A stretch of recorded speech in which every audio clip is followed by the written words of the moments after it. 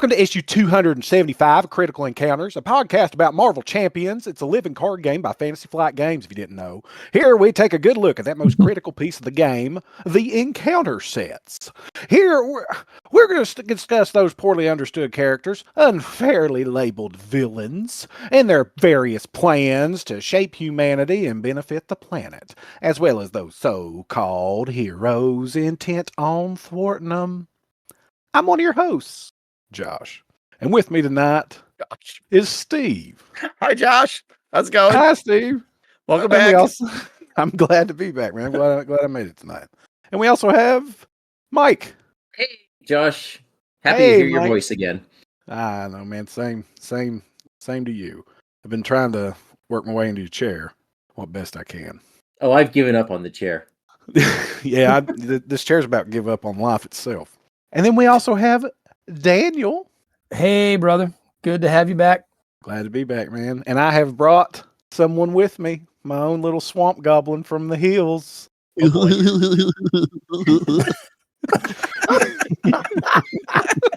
Yeah, you heard it. And you know, if anybody knows that childlike sense of wonder and laughter, it's Aaron.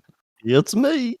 That was a noise I was unprepared for. Welcome back, Aaron. Welcome back. Welcome back, Aaron. I really didn't think you'd have me back here. It's like when Mike did his hand puppet voice for the first time. I just wasn't ready. Just wasn't ready for it. Wow. Do you know how many times I've said that to Aaron? That's a noise I was not prepared for. Oh, God. Well, we got a full crew plus tonight. This is amazing. This is I wonder why. Exciting.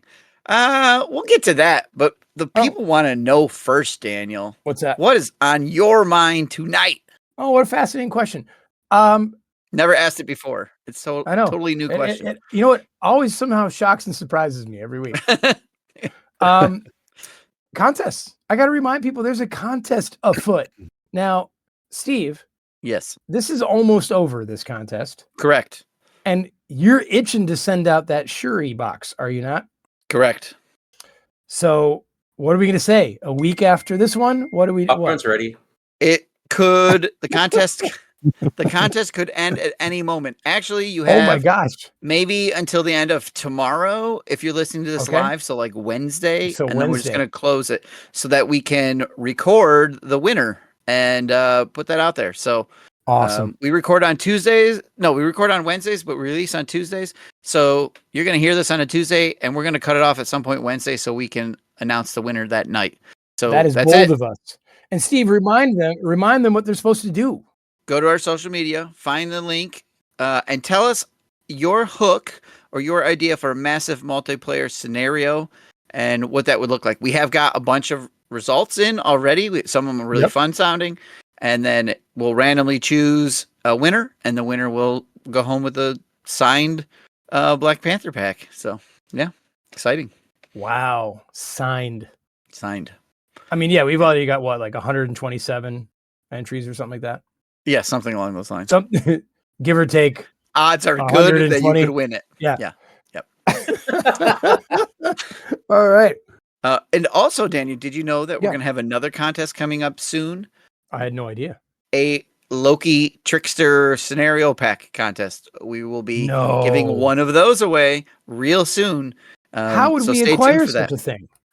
Well, a loyal minion who wishes to be anonymous. Wow. Okay. Has gifted a pre-order to us to send out to one lucky listener. That is amazing. Is it once again? He sounds so funky. Who is this guy? No, it is not a funky monkey monk. It is somebody completely new. They've never done this before, but they said, "Hey, we love this community. We love you guys. Do not tell people who we are. I'm not doing this for the kudos promotions or anything. I just want to give it away." But I had to at least mention that there is another community member out there because this community is so great. So yeah. Once again, shocked by the generosity of this group. I love it. That's what keeps this whole thing going.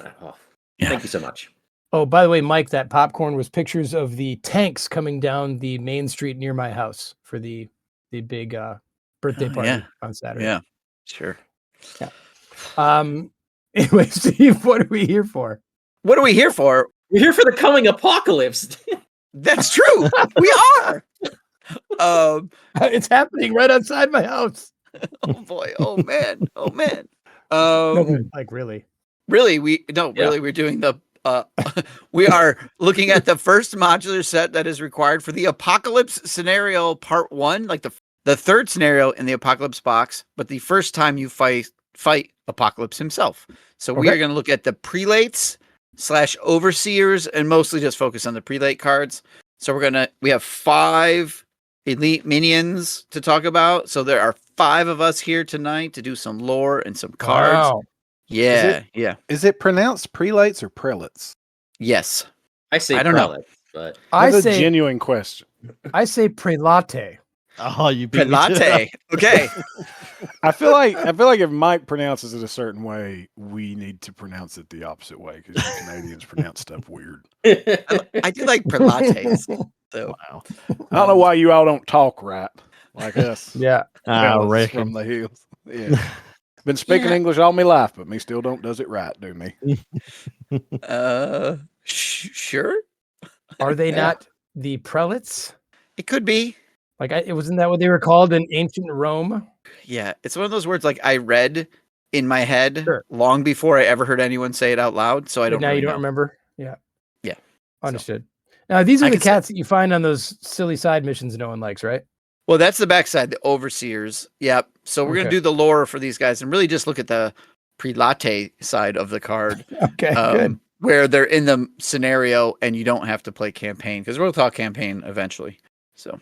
Okay. You don't want to talk about the super fun campaign mode? This one that everybody loved universally. We're going to have Caleb Grace on, and we're going to talk about campaign mode.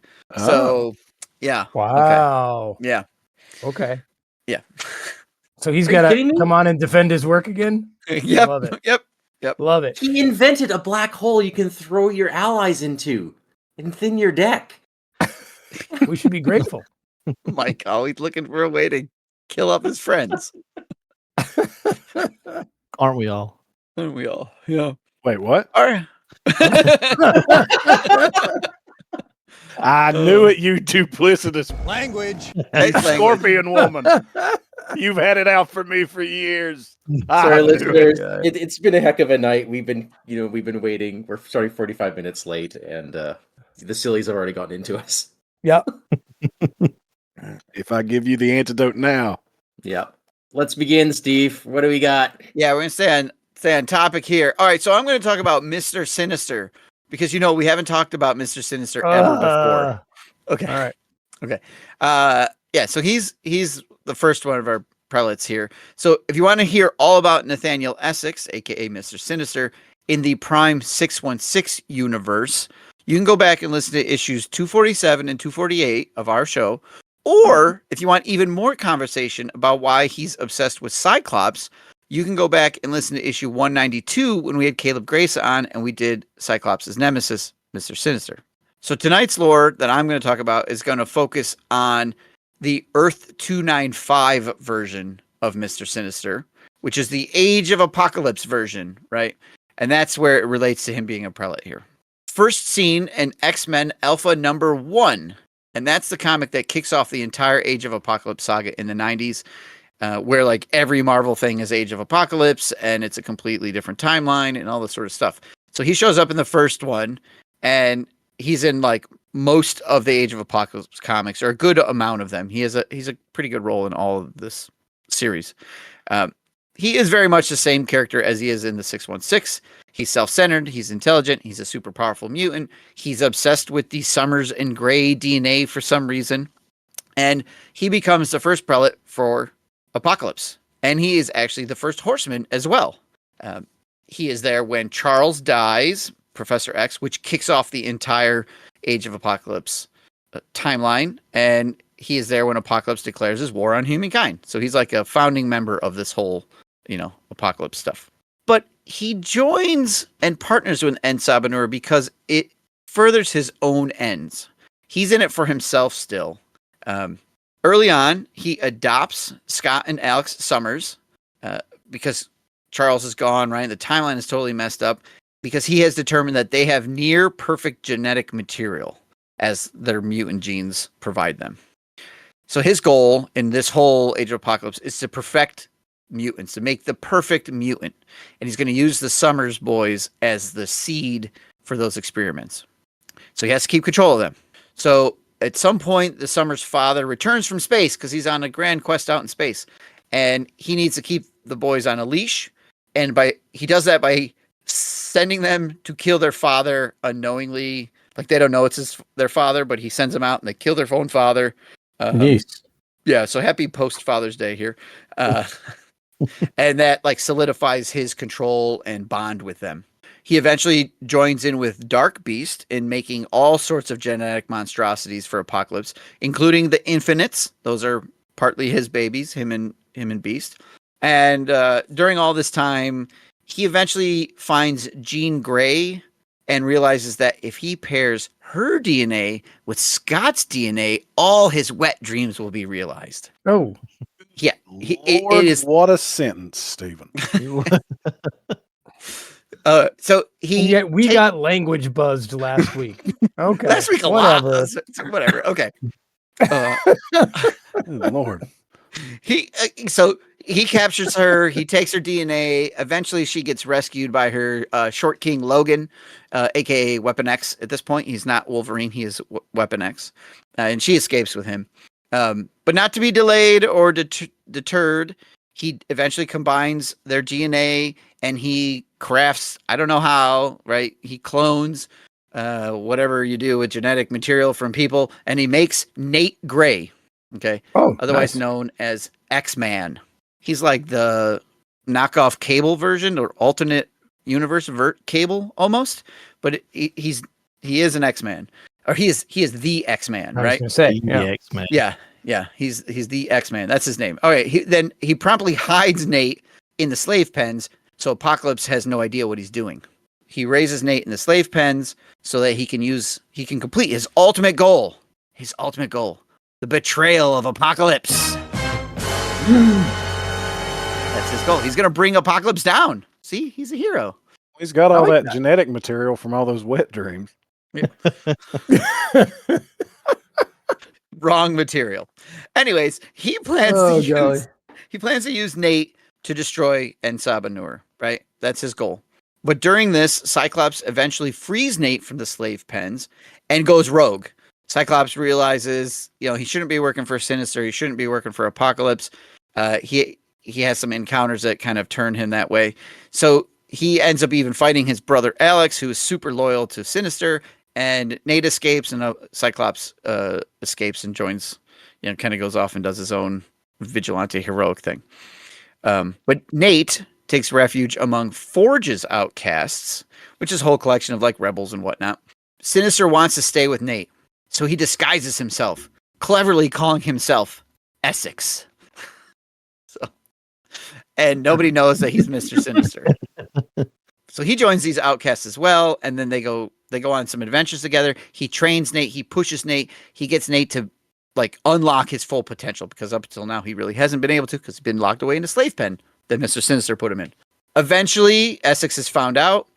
There's a big fight, lots of mutants die, including Mr. Sinister, by Nate's hand. But worry not, he's not really dead. He's only playing mostly dead. And X-Man, Nate Gray, goes off to fulfill his destiny. And that's our Mr. Sinister in the Age of Apocalypse. Neat. Yeah. Very cool. He's kind of the same guy. Yeah. I mean, he's found his stick and he likes to stick to it. If He knows it what he broke, likes. don't fix it. Yeah. Did he always have this mullet? That seems new. All right, let's look at the card, hey? Yeah. Okay. So the Mr. Sinister unique minion is a 1 scheme, 1 attack. Wow. Powerful. Elite Prelate traded. 5 health per player. That's significant. That's significant, yes. A retaliate of a 1, a toughness, a villainous, a victory 3, and Wow. Mr. Sinister engages the first player, 3 boost icons. Well, he's no chump. Yeah. So in a 4-player game, he has 20 health, retaliate 1, villainous, and he follows the first player around attacking them. We're scheming against them, right? Dang. Yeah.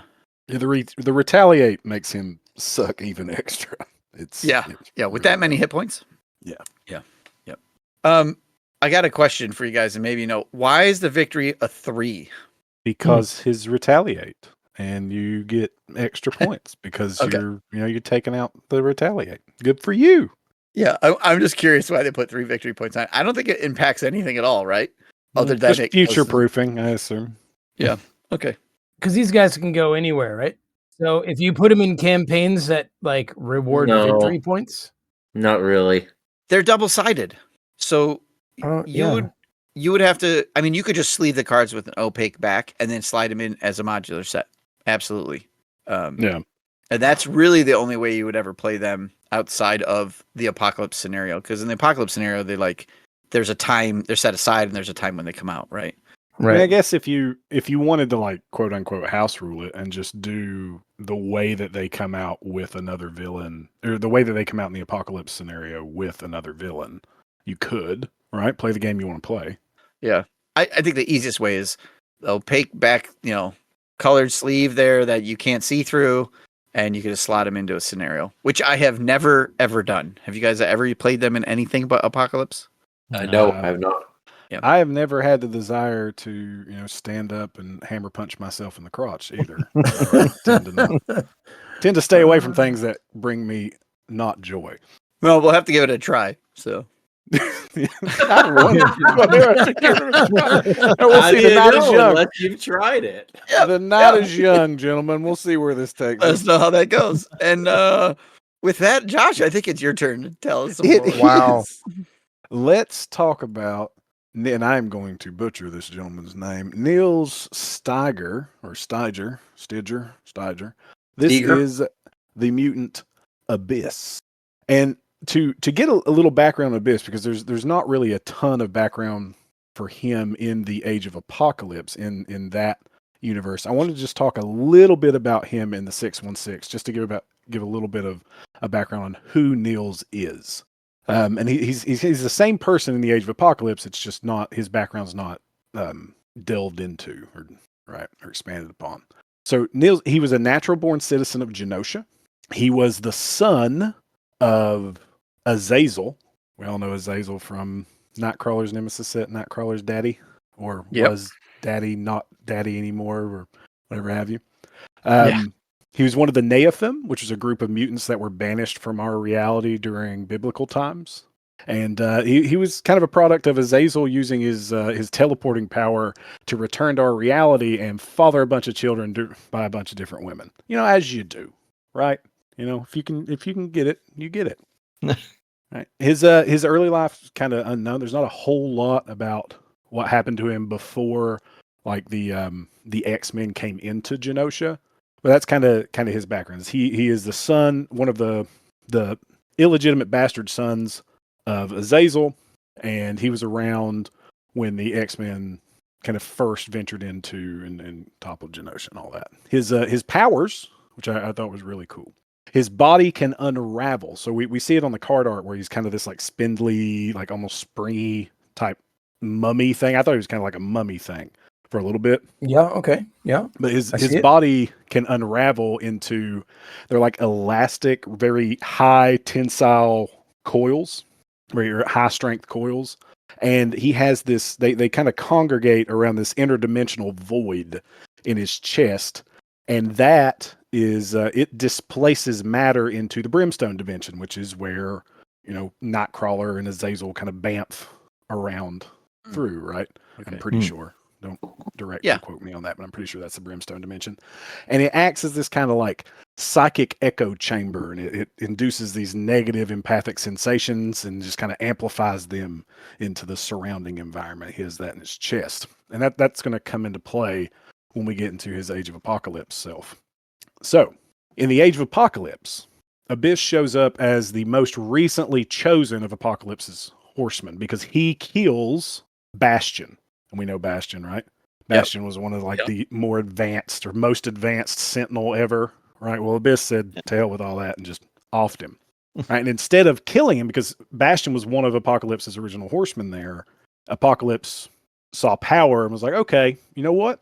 You're with us now. And Abyss was like, you know what? That sounds all right. Let's do that. That's okay. He was kind of feeding off the emotions of people, and ended up he was very short lived in the Age of Apocalypse, as he kind of went after Quicksilver. He ended up kidnapping a kid and challenged Quicksilver to a fight, and then Banshee and Quicksilver started throwing down with Abyss, and he was pulling them into his chest and all this stuff, trying to shoot them through that brimstone void. And he ended up grabbing Banshee and pulling him into his chest. And Banshee wasn't having any of that. And as with most people I talk about, he's very dead, because Banshee used his psychic screams to rip Abyss apart from the inside out. Ouch! Ouch! Like a hero. Yeah.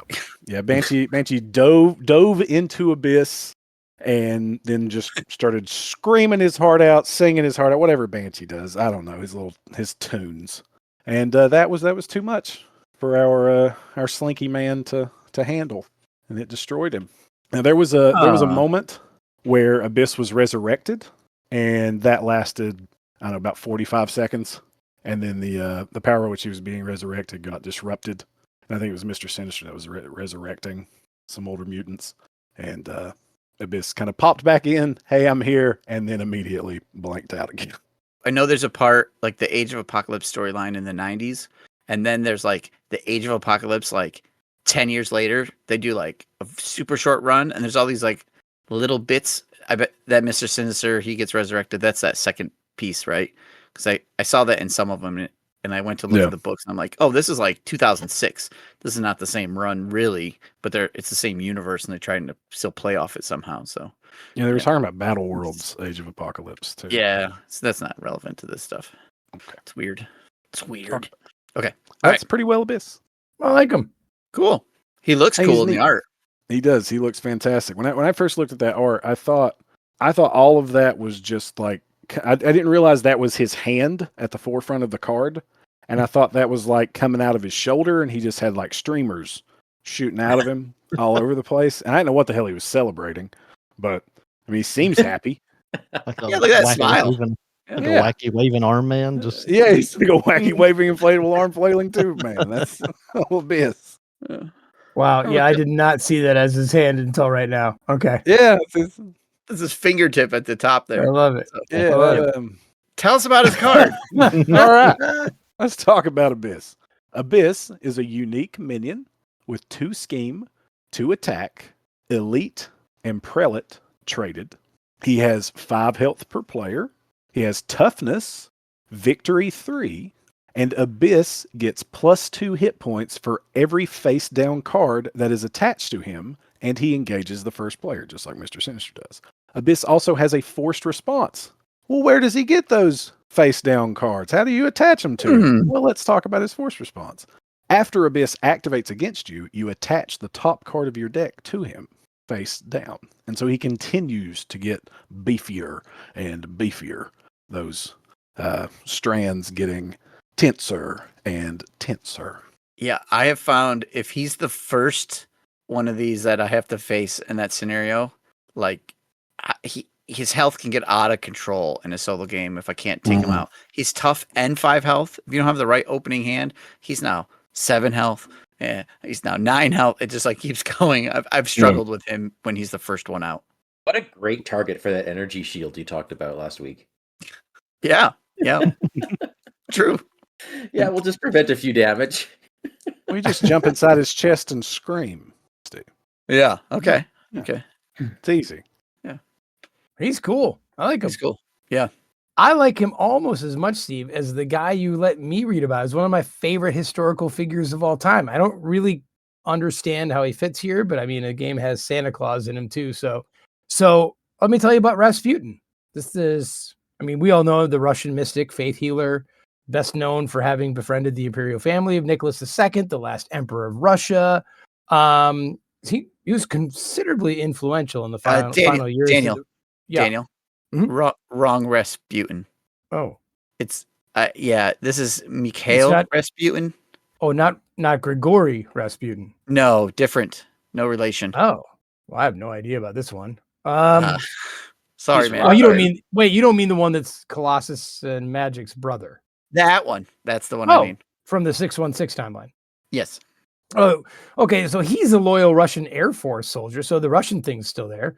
He eventually joins their space program. He's sent into space where his mutant powers manifest, and he's sucked through this extra dimensional portal. His special power is called spatial warping. He can actually like teleport through space, but at great risk. I mean, normally people die when that happens. But he's a lone survivor. Anyway, he's nursed back to health by a space princess. Her name is this her name? Tra-Mayazoth. I'm going with that. Yeah. Now he's presumed dead on Earth, just like the real Rasputin. Took like 400 tries to kill the guy.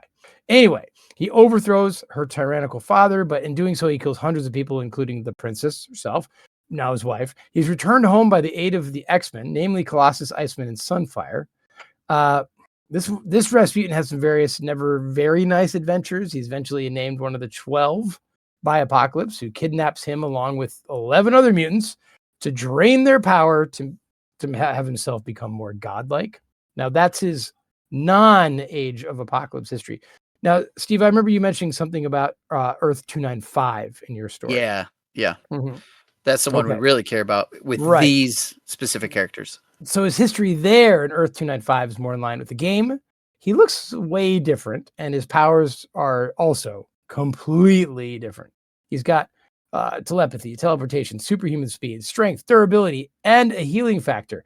Now, those actually are the real Rasputin traits from Russian history. Oh, okay. Anyway, in the Age of Apocalypse, in the AOS storyline, where all Marvel was basically this story, he was a Russian super soldier fighting against Apocalypse and even killed the Horsemen of War. So this prompts Apocalypse to, of course, recruit him, right? Just like with Abyss, I guess. He does this violently. He captures him, brainwashes him, gets him onto his team. Rasputin then resurfaces as a prelate and the title of Horseman. Now, here's the thing, though. He's not one of the four. They call him the Invisible Horseman or the Forgotten Horseman. Now, his job as a prelate is to take down the Human High Council in Europe. Wow, this is really, there's a lot of weaving in and out of like real stuff here. He does this first by creating the Upstart program. That's where we got Mike, isn't it? Yeah. He's an upstart. Where he grafts cybernetics onto, effectively turning them into slaves. He also uses the mutant empath to stir up emotions to get people working against each other instead of against him. Now, when the council send their hit squad after him, and that's, you know who they are, Donald Blake, Gwen Stacy, Doom, Stark, Sue Storm, Banner, Ben Grimm, he captures them. But Blake breaks free, somehow manages to stab Mikhail in the chest with a walking stick, and the two fall to their deaths out of Big Ben, the clock tower.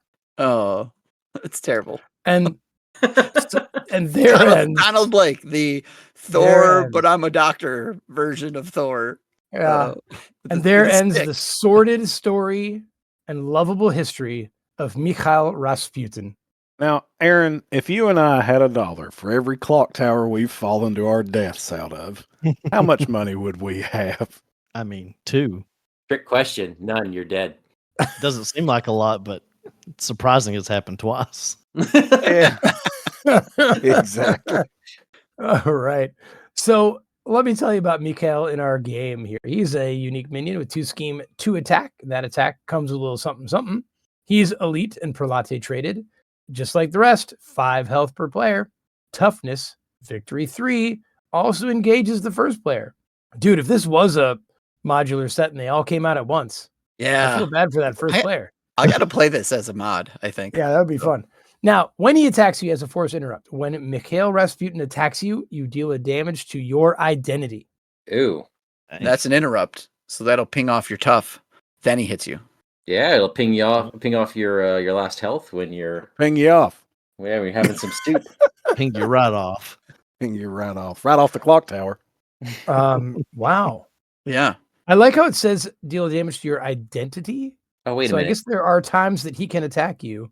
Wait, I was gonna say that works when you're an alter ego, but it doesn't because he wouldn't attack you. Yeah, But only when there are things that attack you even if you're an alter ego, right? But usually they're characters, not. Usually usually the villain is able to do that very specifically, like I see you, or Are there any attachments or anything that pull out a minion and then say this minion will attack you even if you are in alter ego? I think so. Didn't we read about one recently? Sounds like there's. I seem to thought think it there's was- something. And I thought it was very specific. Again, just But it's also future proofing. Yeah, well, Black Widow has one that flips you from alter ego to hero, and then she attacks you. Yeah, I don't. this may just be some future proofing. Yeah, it's gonna be really, really difficult for him to attack you in alter ego. I think there's a few encounter cards or something that make a villain or a minion attack. There's you. something somewhere. Yeah. Well, the other thing with this forced interrupt is it's an interrupt, so he attacks you, you take the damage, and then if you chump block, you still took a point of damage from him. So No. right. Okay. Yeah. yeah, so that still happens. Let's Interesting. deal, not take. It's deal. I mean, okay. you're Deals right, with Okay, Joey. well, It maybe might just is that what the be- rule means? So let's say he's in front of Mike and he attacks. Does that when he attacks you happen before I declare defense as Mike's buddy? Yes. Yes, Okay. because it is the interrupt. So Mike will take will be dealt the damage, and then blockers are assigned. So because it is a forced interrupt, if it was like a response, then it would be different timing. Interesting. Okay. Yeah. Well, Okay. there's got to be something that happens. Well, we aren't done. We got another one. I like his fist pumping art though. Yeah. Like He's got like the Breakfast Club. Okay. Going on. at the end of Oh, Breakfast yeah. Club. Yeah. That's very much. Oh. So this art is commissioned art. If you look at his art in the 616, this is kind of similar. Okay, not it's clearly drawing inspiration from that. If you look at his 295 Age of Apocalypse art, nothing like this. He's this big golden thing, and it's very, very different looking. Really? Oh, wow. If you watch our Interesting. YouTube, you'll see I'll put the two images up side by side. But yeah, which is weird because this is the Age of Apocalypse version of him, so he should look like the Age of Apocalypse comic book version. So there's a miss on the art here, I think. So Oh yeah, a rare miss. yep. Yeah. Well, yeah. He just looks really metal here, man. Yeah. Well, we got another one. We got Aaron didn't come all this way just to be insulted by Josh the whole night. Yes, he did. Josh is making me. We're gonna let him do something else too. So, Aaron, why don't you tell us all about the Shadow King? I would love to talk about the Shadow King. Don't you dare. Oh, too bad. I'm going to do it anyways, Josh. I'm a rebel now.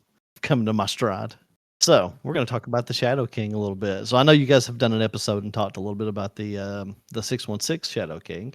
Yeah, if you go all the way back to issue 203, you can catch our interview with the Shadow King.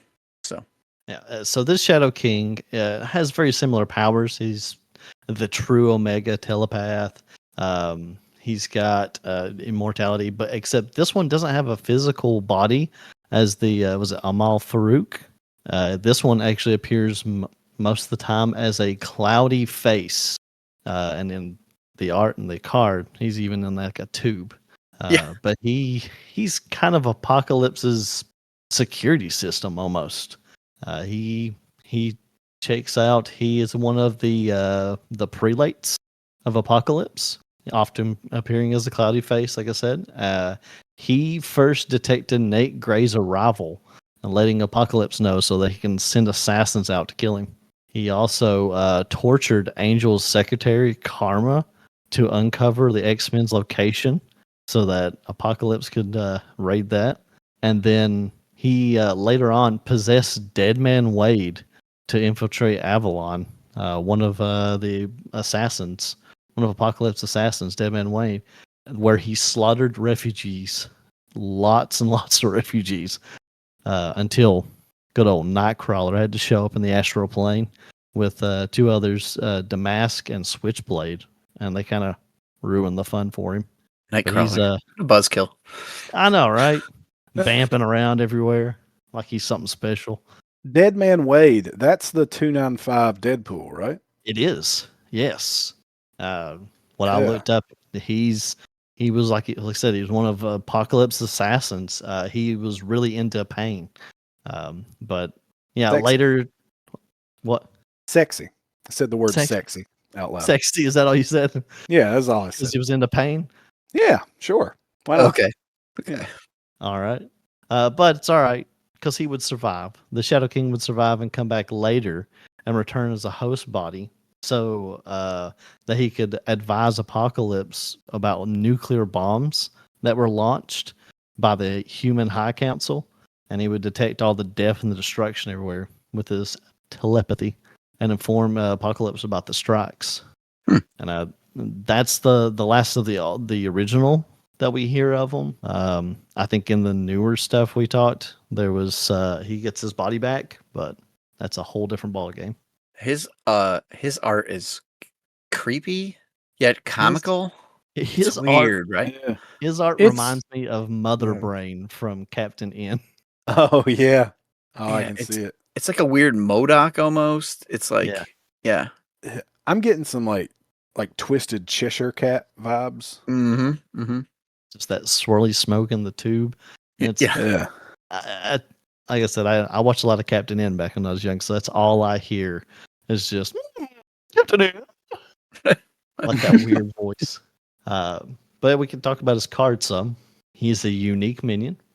He is a 3 scheme, 1 attack. He is an elite and a prelate. He has toughness and victory 3. The Shadow King engages the first player, like all the others. He has a force response. After the Shadow King attacks you, choose an ally you control with the highest thwart. Either discard an ally or place threat on the main scheme equal to its thwart. Discard Like that nasty. ally. Discards that ally. My bad. Yeah, okay. Yeah, so he like possesses your highest thwart ally and makes them do their bidding or kills them. Yeah. That's interesting. So if he's so And- smart, why is he stuck in a tube? He probably put himself in the tube. Because he's a gaseous cloud. Yeah. He's going to get blown away. Yeah. Okay. Angels swoop in, buffet him with his wings, and he just be dispersed into the air ducts, Yeah. right? Through my research, a lot of times he's apparently afraid of Apocalypse, and he awfully regards him pretty highly. So, don't know what Apocalypse has got on him, but I think they're all afraid of Apocalypse. That's kind of why they're doing doing his bidding. Yeah. I mean, I'm afraid of Apocalypse. So, I think anyone who has the self-confidence to wear the first letter of their name as a giant belt buckle, I also have some trepidations about. That's funny. But Shadow King's clearly the schemer of the group here too, right? yeah. yeah.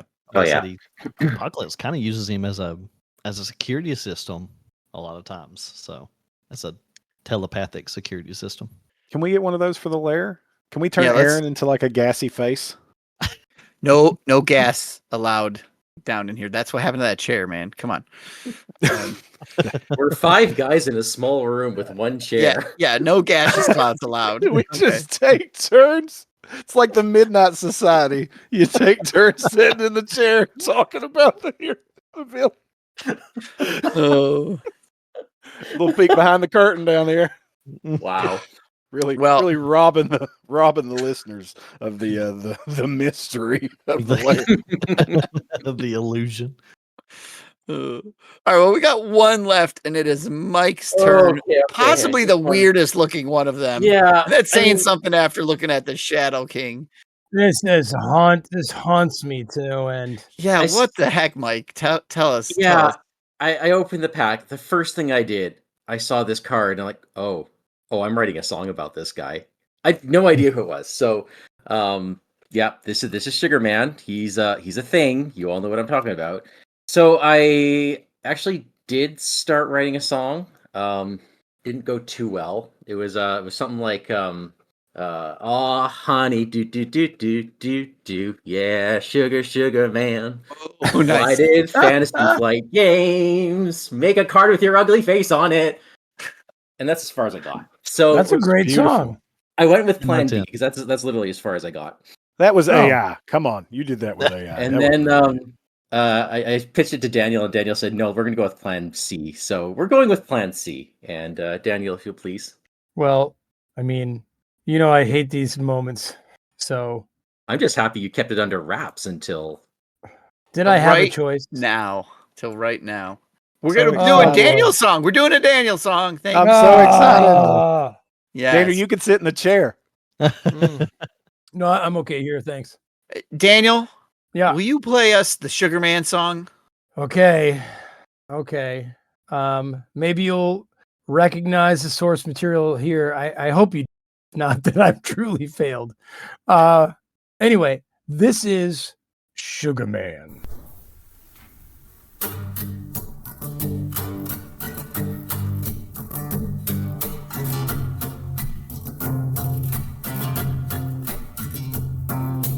Gather round while I relay the rescue of old Nathan Gray, a musical deep dive to the New Mutants archive. Someone had captured Nathan Gray, so we left without delay and scoured the city with unrivaled celerity. We found him shackled to a chair in an abandoned hammer lair. We started a ruckus. Then that thing fell upon us. My memory swirled as I recalled his profile. He's utterly ridiculous, but notoriously vile. You gotta understand, the villain in command was something out of Wonderland. 'Twas the Sugar Man. I could not look away. It seemed like something from a fever dream, a giant head for a body, a four-armed monstrosity. Well, the scheme appeared before our eyes. He needed nature to body slide and fulfill his ascension to another dimension.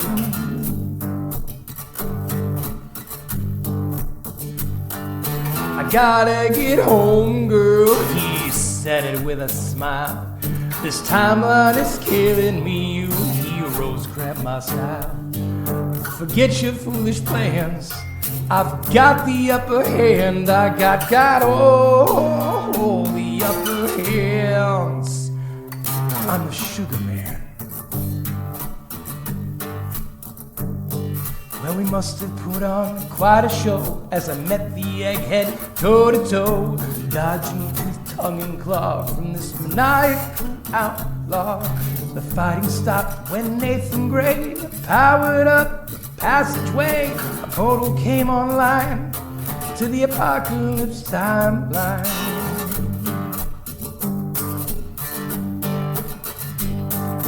Finally going home, girl, Sugar giggled with glee. He tried to make his getaway, but I couldn't leave him be. I spared that boogeyman, threw him in the can, ensuring he'll be back again. I caught the Sugar Man. Oh, and his plenty of hands.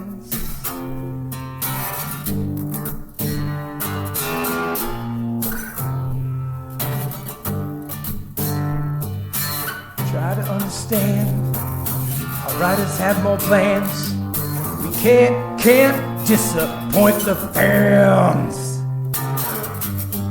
We need the Sugar Man. We need the Sugar Man.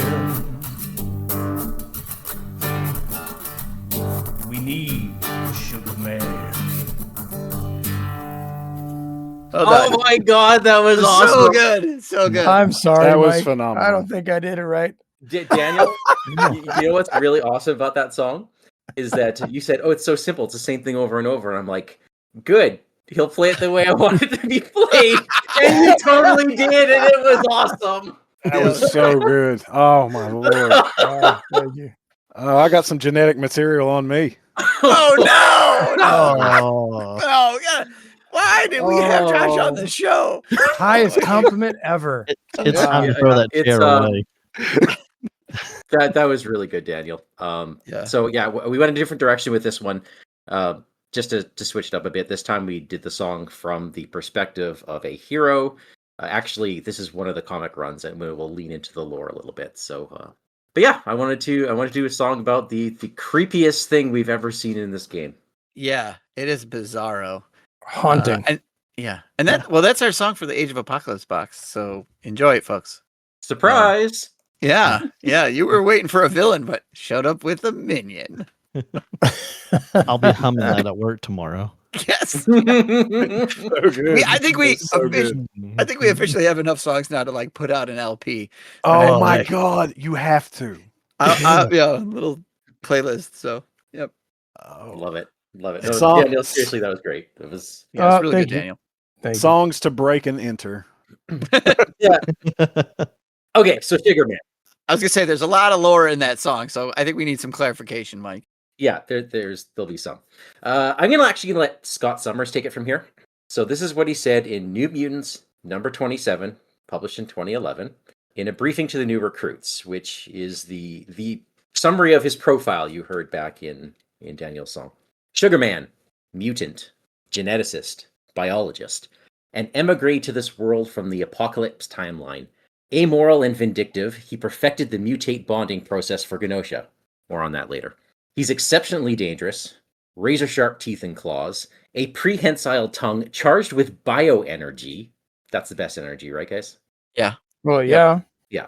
He is also able to control his body mass. And no pun intended, but he's also one of the single most capable hand-to-hand combatants we know about. Wrong. Hand to hand to hand to hand combatants. Hand, yeah. Well, Scott's not that smart. Oh, okay. Okay. Let Spiral know. Yeah. Oh, yeah. Yeah. Him and Spiral they go dancing. So that was what he said. So Sugarman first appears in Generation Next number 2, published in 1995. As Scott says, he hails from the Apocalypse timeline, which is, as we heard, Earth 295.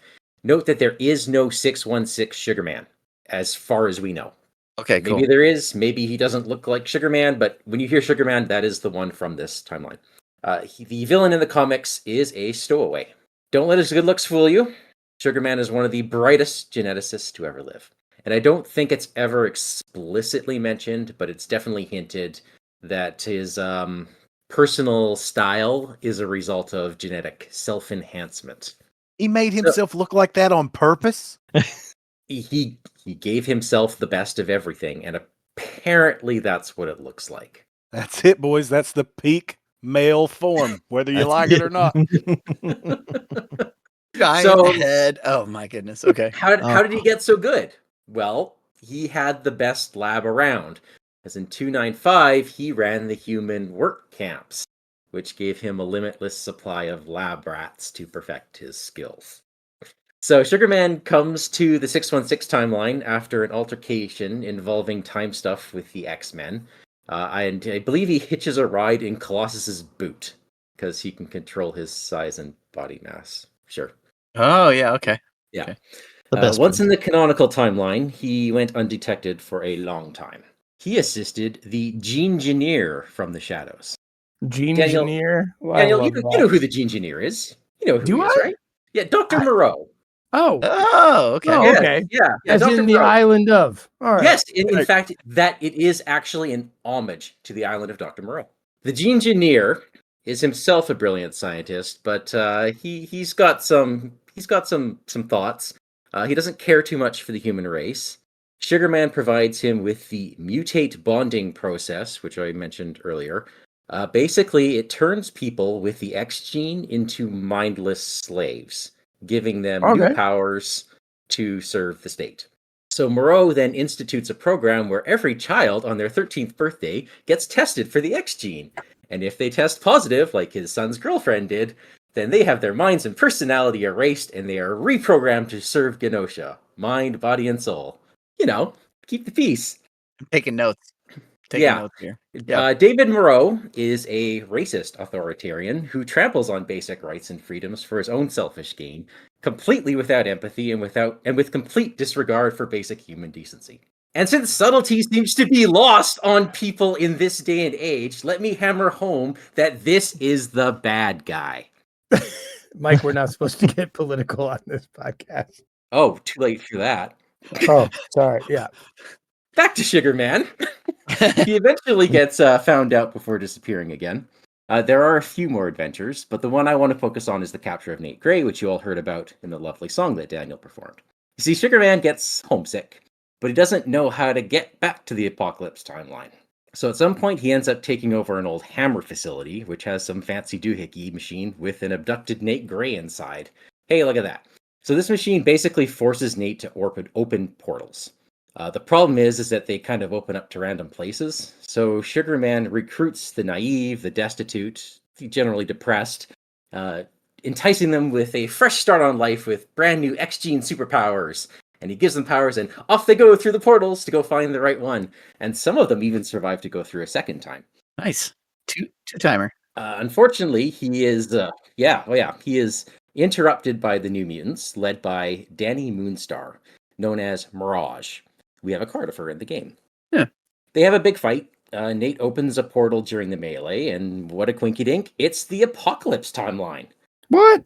But do you think the X-Men would just let Sugar Man go free into a timeline where they'd never bother to see each other again? Nope, they tie him up, haul him right back to 616 so he can pay for his crimes, because powered people never escape prisons in the Marvel Universe, right? Of course he does. And he goes on to terrorize 616, and you have the New Mutants to thank for that. What a surprise. Kids are stupid. Yeah. Huh.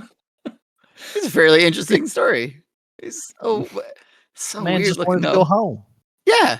Yeah, Yeah. the end. And He's homesick. Who hasn't been homesick for their apocalyptic timeline? Yeah. And Mike, we don't like the term bad guy. We prefer the term alternatively ethicked. he's crossed a line. Yeah. A lot of these guys cross that line. Interesting. Wow. Okay. Sugar Man. All right, so that's Sugar Man. So when you look at his card, he is a minion, elite prelate, 1 scheme, 3 attack, and that's because he is genetically enhanced to be the ultimate melee villain. He has toughness. He should have 4 attack. Yeah, really. You'd think so, yeah. I don't know. Toughness, victory 3. Sugar Man engages the first player. Forced interrupt. When Sugar Man attacks, this attack gains piercing. If this attack defeats a character, heal 5 damage from Sugar Man. Oh gosh. So boy. the piercing makes sense, right? He's got razor sharp tongue and claws. The heal 5 damage, I didn't come across that, but Does he eat maybe the that's guy? a thing. Maybe Does that's a he- thing. Oh, Does he typically have that baseball bat? Like, is it like a Casey Jones situation? Where does he get piercing with a baseball bat? It's Yeah, I his would get tongue. that. It's literally his tongue and his claws Oh. that are piercing. Yeah, the Okay. bat is actually a downgrade. clearly the 5 damage is he incorporates that person's genetic material in order to make himself stronger. So that's Ooh. the There we whole. go. Ugh, I don't like that.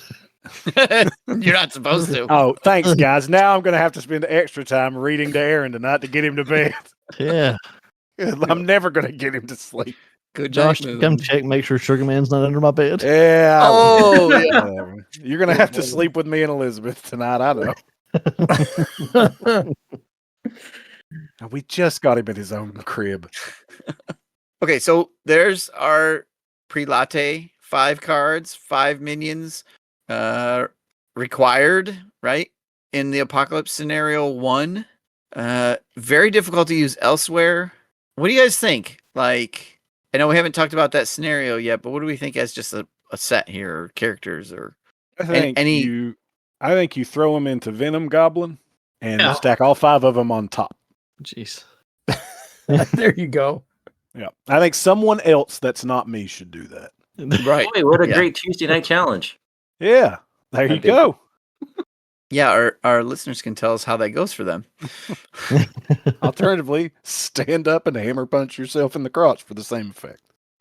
I think as a like if you turn them into a modular set, they could be pretty interesting. Difficult. I mean, the 3 boosts, right? So me and you have a different definition of interesting. Well, I didn't say yeah. I mean, said interesting.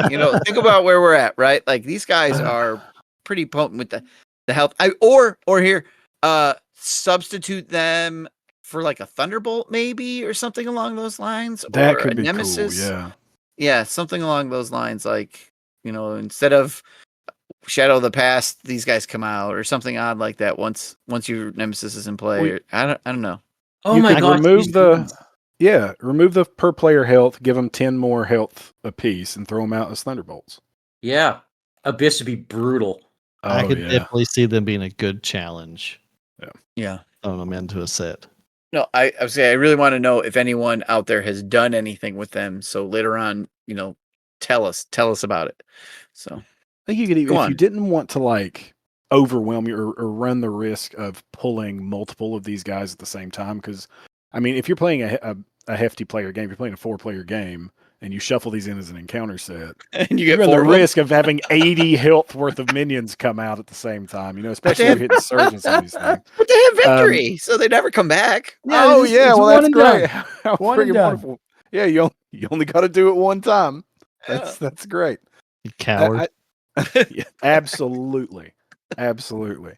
I think you could maybe like shuffle in a couple at a time, and then as one gets removed, shuffle another in. Yeah, or even if like you draw a second prelate and one's already in play, it just surges kind of thing. Right. So you can never have more than one in play at a time, that kind of thing. Oh, that'd be good. I like that too. Yeah. I could definitely see it being very miserable with more than one in play. Yeah. Especially I think, do all of them? Yeah, all of them have tough. I like Mike's Thunderbolts idea. I think that's Yeah. that's probably the best way to try to incorporate them. Take Yeah. the pro player off, give them 10 extra health, and slap them in as Thunderbolts. I'd probably give them all villainous. They don't have the thing with the Thunderbolts is they don't have a modular set that goes with them. So you need some kind of modular set to go with them or something, but there's some options here. Mhm. Yeah. Yep. Yeah. You could always just randomly start with one in play to level up a game, different things like that. So, and we'll talk about how they work in Apocalypse soon because we are almost there. We're almost at the big purple man. And I don't mean Grimace Oh. Or Thanos. or Thanos Oh. or the purple man. Just someone named the Purple Man. Yeah. Jessica Jones villain. Oh, Purple Man. Yeah. All right, so that is our pre-latte modular set. We have to grade it. We must grade it. Mike, what are you going to grade this set? 4 thumbs up. Oh, okay. That makes sense. Josh, what do you got for it? Well, I was going to say 4 thumbs up, but Mike says that, so it's not as funny. I like it a lot.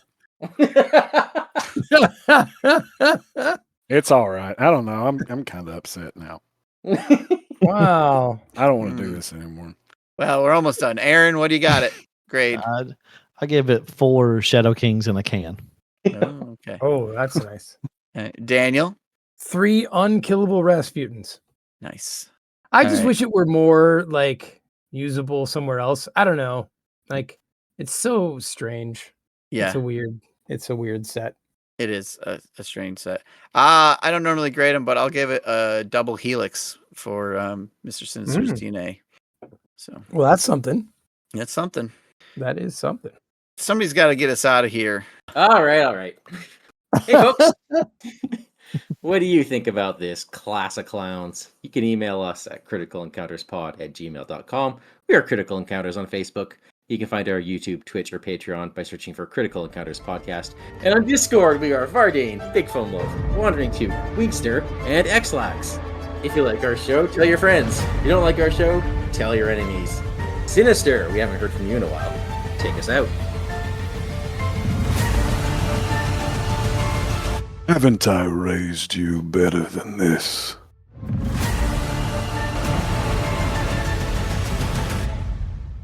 Xlax? Xlax. Xlax. But now I like Slacks. Slacks. Xlax? I have been called lack. Isn't that a laxative? Yeah. Yes. It is. It It's is. because I'm so smooth. No, because you're so language. Oh god. I'm like, it can't be that. Wait, I like love the it. furry enthusiast, Dr. Moreau? the very one. Oh, The neat. very one. I'm gonna let Steve cut that out. Don't you dare.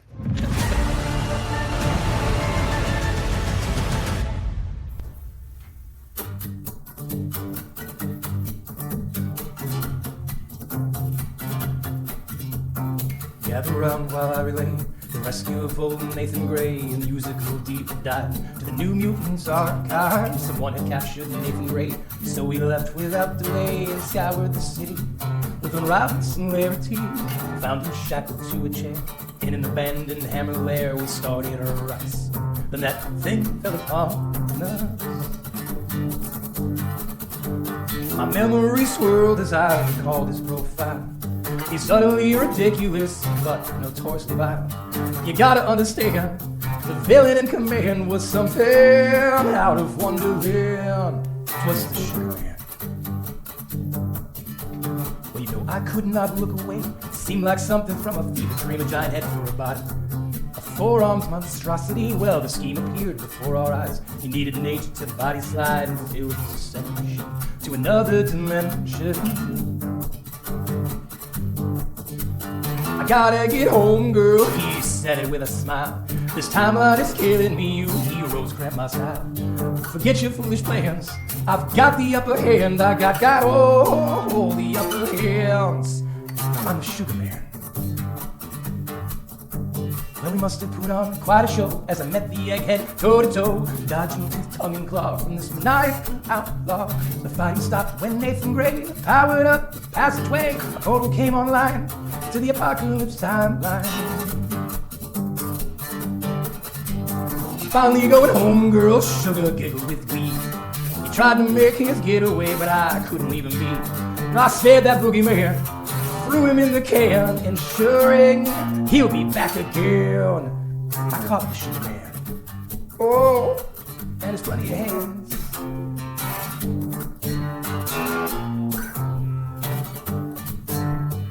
Try to understand, our writers have more plans. We can't disappoint the fans.